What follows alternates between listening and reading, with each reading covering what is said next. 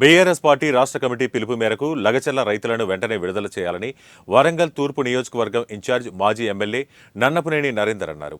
వరంగల్ జిల్లా కాశీబుగ్గ సెంటర్లో ఉన్న అంబేద్కర్ విగ్రహానికి వినతి పత్రాన్ని నరేందర్ సమర్పించారు. ఈ సందర్భంగా ఆయన మాట్లాడుతూ ఎన్నికల ముందు రైతులకు అన్ని విధాల పథకాలు తీసుకొస్తామని హామీ ఇచ్చి రైతుల పొట్టగొడుతున్న కాంగ్రెస్ ప్రభుత్వాన్ని రాష్ట్ర ప్రజలు గమనిస్తున్నారని ఆయన అన్నారు.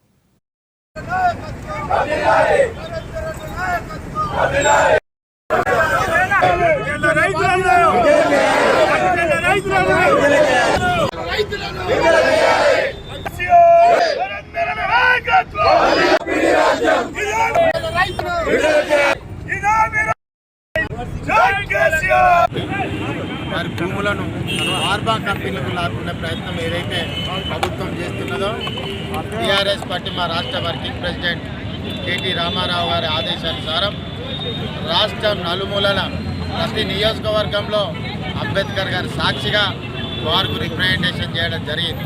ఎందుకంటే ఎన్నో రకాలుగా మా నిరసనలు చెప్పినాం, రైతులను కాపాడే ప్రయత్నం చేసినాం, రైతులను బయటికి తీసుకొచ్చే ప్రయత్నం చేసినాం.